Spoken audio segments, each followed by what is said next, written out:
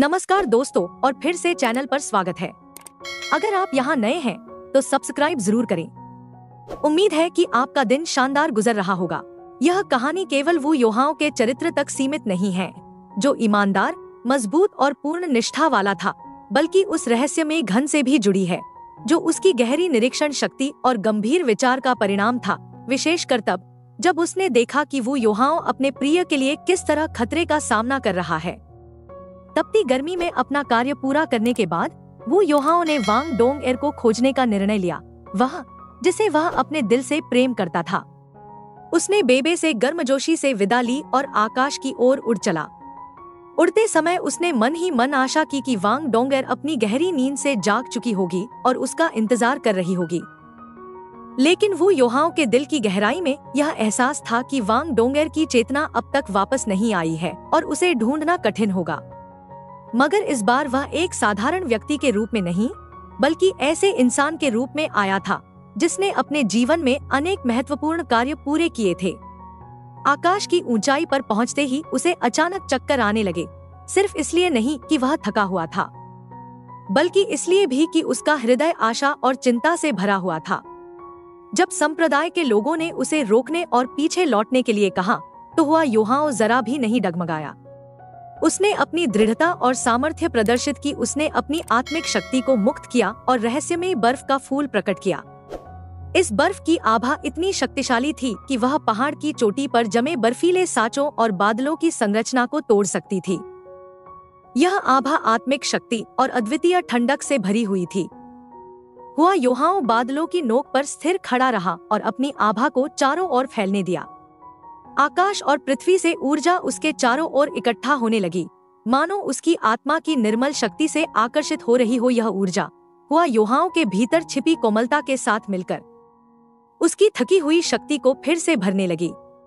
यह कोई हमला नहीं था, बल्कि उस शक्ति का सहारा था जो अब उसके साथ एक हो चुकी थी। मौन में उसने इस शक्ति को प्रवाहित किया, जिससे हुआ योद्धाओं और सशक्त हो गया और उसकी आभा पहाड़ की चोटी पर फैलकर अवान लैंगित की संरचना को ढकने लगी। लेकिन जैसे ही हुआ योद्धाओं ने अपना मिशन आगे बढ़ाया, अवान लैंगित के कुछ सदस्य उसके विरोध में खड़े हो गए। वे मित्रवत नहीं थे और उसे लौटने का आदेश देने लगे, लेकिन बिना एक पल गवाए हुआ योद्धाओं ने अपने जवाबी वार से प्रतिक्रिया दी। उसका वार केवल शारीरिक रूप से रोक पाने में सफल रहा, जिससे वहां मौजूद विद्यार्थी हैरान रह गए। उसका हाथ हरे रंग में बदल गया, जिसमें सुनहरी रोशनी चमक रही थी। यह उस पशु के उत्तराधिकारी की शक्ति का प्रमाण था जिसे वह अपने भीतर धारण किए हुए था। हालांकि उसकी यह क्षमता उनकी आत्मिक सोच को भ्रमित करने में सफल रही, लेकिन हुआ योद्धाओं का कदम वहीं थम गया, क्योंकि सामने प्रकट हुआ टाइटन, आसमान संप्रदाय का दूसरा प्रमुख। टाइटन ने अपनी कठोरता और ठंडी दृष्टि के साथ वो योद्धाओं को वांग डोंगएर से मिलने से मना कर दिया। वो योद्धाओं ने सम्मानपूर्वक निवेदन किया, लेकिन टाइटन फिर भी कठोर रहा और उस पर आरोप लगाया कि वह पहले वांग डोंगएर की रक्षा नहीं कर सका। वो योद्धाओं का मन टूट गया। वह दया की उम्मीद कर रहा था, लेकिन अपमानित हुआ, क्योंकि टाइटन ने कहा कि उसमें एक पुरुष के रूप में आत्मसम्मान नहीं है। अंततः टाइटन ने एक शर्त रखी, यदि वो योद्धाओं उसे हरा दे तो ही वह वांग डोंगएर से मिल सकता है। इतना कहकर टाइटन मुड़ा और चला गया, पीछे खड़े हुए वो योद्धाओं को छोड़कर, जिसके दिल में तड़प और जलती हुई चाह थी। वह जानता था कि टाइटन और उसके बीच की शक्ति का अंतर बहुत बड़ा है, लेकिन उसकी तड़प ने डर को मात दे दी थी। उसने अपनी किस्मत की ओर नजर उठाई, यह जताते हुए कि वह सच्चे मन से प्रयास करना चाहता है, न कि इसलिए कि उसे जीत का भरोसा था, बल्कि इसलिए कि उसे जानना था कि वह अपने सबसे प्रिय की रक्षा के लिए कितनी दूर तक जा सकता है। अंततः हुआ योद्धाओं और टाइटन के बीच युद्ध शुरू हुआ।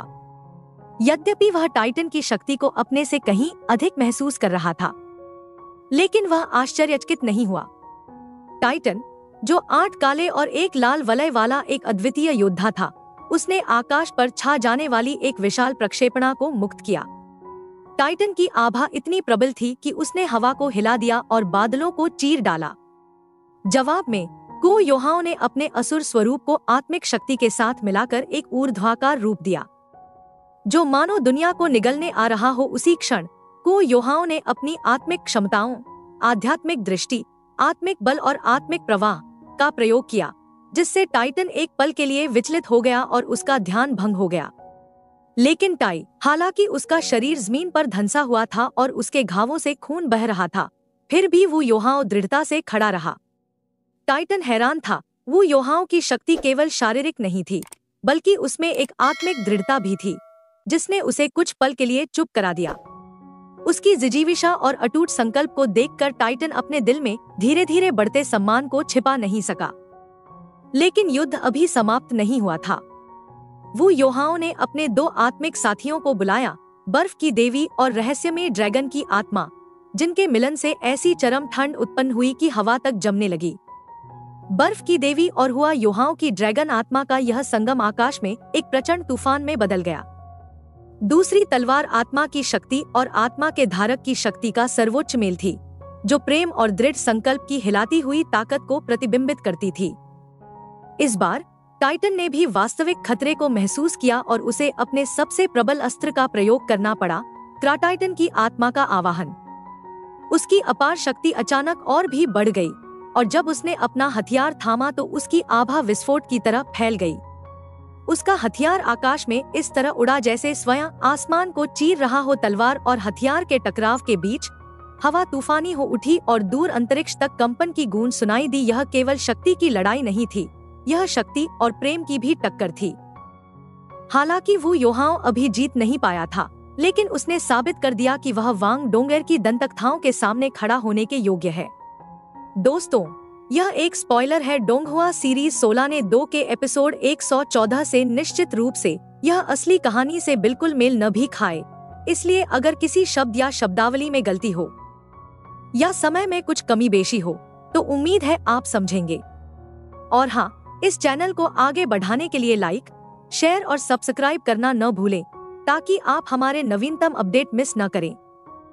वीडियो को अंत तक देखने के लिए धन्यवाद। अपने विचार और सुझाव कमेंट में जरूर लिखें। अगले वीडियो में फिर मिलेंगे। उत्साहित रहिए और जुड़े रहिए।